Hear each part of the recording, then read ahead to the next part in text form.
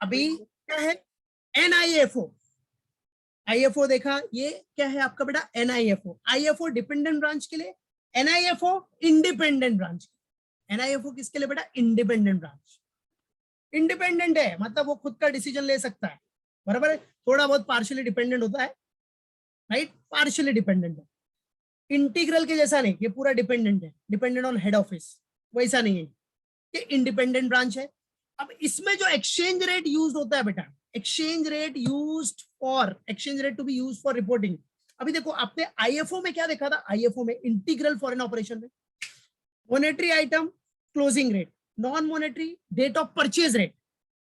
Now here both monetary and non monetary, both monetary and non monetary items दोनों आपका closing rate पे आएगा, दोनों आपका क्लोजिंग रेट पे ही कन्वर्ट होगा, that's it. Okay, non integral foreign operation में बेटा क्या, monetary and non monetary both will be converted at closing rate, याद रखना। फिर इनकम एंड एक्सपेंसेस, क्या income and expenses same except opening stock, closing stock, depreciation, ध्यान से सुनना, किसी से भी पूछ सकता हूं मैं, ठीक है। So income and expenses both बराबर है, जो रेवेन्यू आइटम्स है वो सारे, बट एक्सेप्शन में ओपनिंग, क्लोजिंग एंड डिप्रिसिएशन, ये तीनों को छोड़ देना, वो एक्सेप्शन है, और ये तो भाई कॉमन है, एवरेज रेट, वो उधर भी था IFO में, इधर भी है, NIFO में भी सेम है, सिर्फ डिफरेंस याद रखना, IFO में मॉनेटरी आइटम कौन से रेट पे था, क्लोजिंग रेट पे, और non monetary date of purchase rate पे। Here both monetary as well as non-monetary, both monetary as well as non-monetary items are to be converted at closing rate, remember it, ठीक है। और इसमें जो भी exchange difference आएगा ना, here whatever exchange difference will be there, that will be accumulated in, याद रखना, foreign currency translation reserve। जो भी डिफरेंस आएगा, एक्सचेंज डिफरेंस, ट्रायल बैलेंस पर डिफरेंस आता है ना, उधर क्या करते थे आप, एक्सचेंज डिफरेंस डेबिटेड और क्रेडिटेड टू P&L, इधर क्या करना है, उसको फॉरेन करेंसी ट्रांसलेशन रिजर्व में ट्रांसफर करना है, रिजर्व, रिजर्व आ गया मतलब लायबिलिटी आ गई, ठीक है। सो उसको फॉरेन करेंसी ट्रांसलेशन रिजर्व में ट्रांसफर करना है, दैट्स इट, वो याद रखना है, until the disposal of net investment in non integral foreign operation. तो फिलहाल जो भी एक्सचेंज डिफरेंस आएगा, ट्रायल बैलेंस आपने सब कन्वर्जन कर दिया, फिर जो भी बैलेंसिंग फिगर आया, that will be transferred to foreign currency translation reserve, ये याद रखना, बहुत इंपॉर्टेंट है MCQ पर्पस से, समझा। तो ये एकदम माइंड में रहना चाहिए आपके, और बाकी सेम IFO जैसा करते हो वैसे ही करना है, रेट्स खाली ध्यान देना, बैलेंसिंग फिगर ध्यान देना, बराबर। और एग्जाम में अगर कुछ नहीं बोलता कौन सा मेथड है, ऑपरेशन कौन सा है, तो IFO ही लेना है, तो IFO इंपॉर्टेंट है, IFO integral foreign operation, that's it, right. ये बोलेगा तो ही करना है, अदरवाइज नहीं करना। अगर कोई इंफॉर्मेशन नहीं है तो IFO इंटीग्रल फॉरेन ऑपरेशन, ठीक है। तो है कुछ नहीं देखा ना, कोई कुछ भी डिफरेंस नहीं है, मतलब सिर्फ एक्सचेंज रेट का जो डिफरेंस है, बाकी सेम फंडा है, सब कुछ वही कन्वर्जन, वैसा ही सब कुछ करना है, सिर्फ आपको इधर मॉनेटरी और नॉन मॉनेटरी दोनों क्लोजिंग रेट पे लेना है, और जो बैलेंसिंग फिगर आएगा that will be transfer to foreign currency translation reserve, बाकी जो प्रोसीजर करते हो सब सेम है, दैट्स इट, बराबर। तो ये सबके माइंड में एकदम फिक्स होना चाहिए, है ना।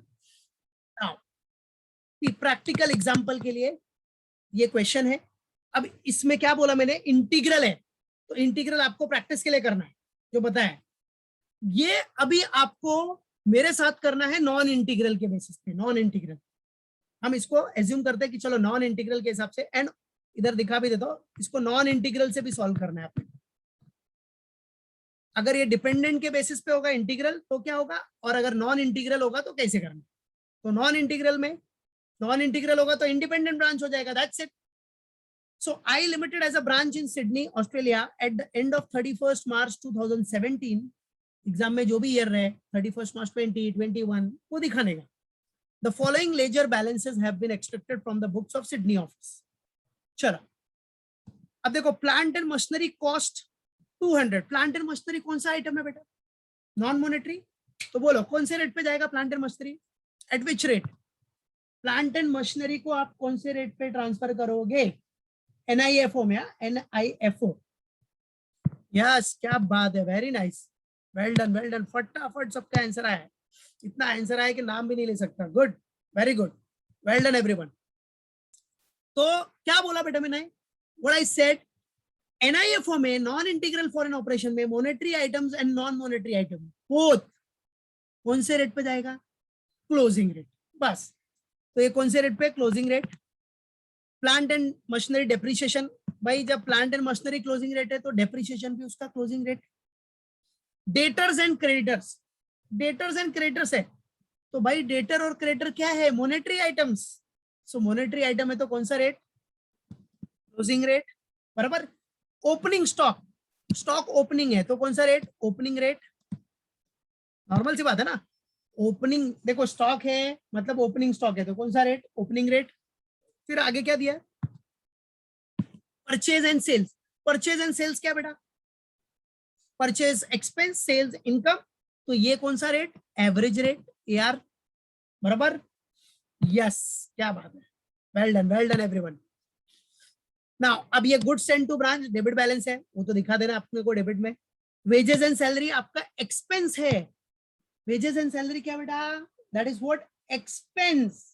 तो भाई अगर एक्सपेंस है तो किधर जाएगा, बराबर है.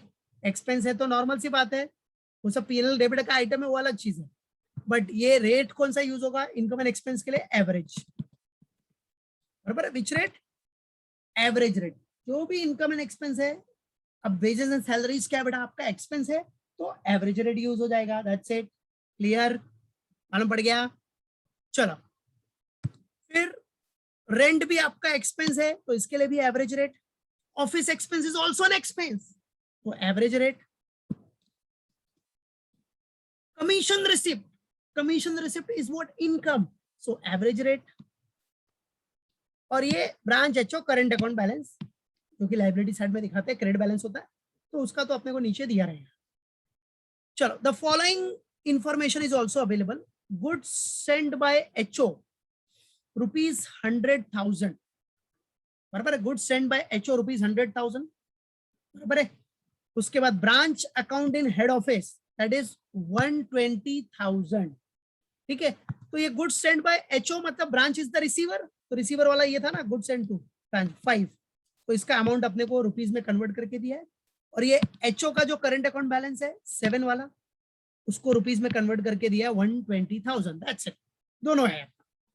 तो ये जो है वो डेबिट बैलेंस है और ये ब्रांच अकाउंट इन एचओ वो अपना क्रेडिट बैलेंस है. सिंपल. ठीक है. चलो उसके बाद क्या बोल रहा है बेटा अपने को, स्टॉक. बराबर है, स्टॉक, राइट. अब देखो स्टॉक में, इधर देखो, stock at 31 March 2017 Sydney branch Australia, that is dollar कितना है 3125. 31 मार्च 2017 स्टॉक मतलब कौन सा स्टॉक है, क्लोजिंग स्टॉक. और क्लोजिंग स्टॉक कौन से रेट पे, एट विच रेट, कॉमन सी बात है, क्लोजिंग स्टॉक के लिए क्लोजिंग रेट रहेगा. That's it. बराबर. क्या बताया मैंने, डेप्रिसिएशन भी आपका एक्सपेंस है, एक्सपेंस, बट वो एक्सेप्शन में आता है ना. इनकम एंड एक्सपेंसेस सब एवरेज रेट पे आएगा, लेकिन एक्सेप्शन है, एक्सेप्शन में कौन कौन सा नहीं आएगा. एक्सेप्शन लिखा है ना थियरी में, opening stock, closing stock, depreciation. ये 3 आइटम को आपको एवरेज रेट पे नहीं लेना. बराबर है. ओपनिंग स्टॉक के लिए ओपनिंग रेट, क्लोजिंग स्टॉक के लिए क्लोजिंग रेट, डेप्रिसिएशन के लिए जो भी फिक्स असेट के ऊपर डेप्रिसिएशन हुआ है उसका रेट. That's it. समझा. तो एक्सेप्शन है वो, राइट. चलो आ जाओ नेक्स्ट. किधर गए हम लोग, किधर पूछे थे. Yes, you are required to convert the branch trial balance into rupees. Branch trial balance अपने को बनाना है, ट्रायल बैलेंस बनाना है. Use the following rate of exchange. Opening rate है 20, मतलब ऑस्ट्रेलियन डॉलर 20 रुपीज के हिसाब से, $1, $1 20. क्लोजिंग रेट है $1 24. एवरेज रेट है $1 22. बराबर है. और फिक्स असेट्स का रेट है 18. ठीक है. तो ascertain the exchange loss or gain according to AS11, assuming that the branch operations are integral. तो अभी इंटीग्रल मालूम पड़ गया ना, किया भी है पहले, तो इसको प्रैक्टिस में इंटीग्रल से करना. बट मेरे साथ अभी किससे करना है, नॉन इंटीग्रल. बराबर, नॉन इंटीग्रल. देखो कुछ नहीं है, सम पूरा प्रोसीजर सेम ही है, मालूम पड़ा. सिर्फ आपको डिफरेंसेस याद रखने की, उधर और इधर क्या डिफरेंस. इधर याद रखना नॉन इंटीग्रल में मॉनेटरी हो नॉन मॉनेटरी हो सबके लिए कौन सा रेट है? Closing rate. बराबर है, मालूम पड़ा कि नहीं? इनकम एंड एक्सपेंस के लिए तो नॉर्मल सी बात है, एवरेज रेट है, but except opening closing and what depreciation, ठीक है। और इधर जो बैलेंसिंग फिगर आएगा नॉन इंटीग्रल में, जो बैलेंसिंग फिगर आएगा that will be transfer to yes foreign exchange translation reserve. बस ये डिफरेंस याद रखना है, बाकी सब प्रोसीजर सेम वैसे ही सॉल्व करते जाना है क्या है बस। तो आईएफओ क्लियर है तो एनएफओ में कुछ नहीं, इट्स वेरी सिंपल। खाली आपको डिफरेंस याद रखना है, जो रेट्स का जो थियरी बताया मैंने, ये जो थियरी है ना, बस वो पढ़ के रखना तो आपका हो गया काम खत्म, ये वाली थियरी एनआईएफओ के लिए। बाकी प्रोसीजर जो आईएफओ में करते हो वैसा करते जाने का, ठीक है। बट ये डिफरेंसेस अपने माइंड में रखने के कि आईएफओ और एनआईएफओ में क्या डिफरेंस है। और डिफरेंस भी क्या है देख रहे हो ना, मॉनेटरी और नॉन मॉनेटरी दोनों इधर क्लोजिंग रेट पे लेना है, और जो भी बैलेंसिंग फिगर आएगा एक्सचेंज रेट डिफरेंस के थ्रू उसको किधर एक्यूमुलेट करना है आपको? फॉरेन करेंसी ट्रांसलेशन रिजर्व, बस दैट्स इट। समझा कि नहीं? तो ये याद रखना। चलो अब बच्चों क्वेश्चन आपने देख लिया है, तो लेट्स सॉल्व इट।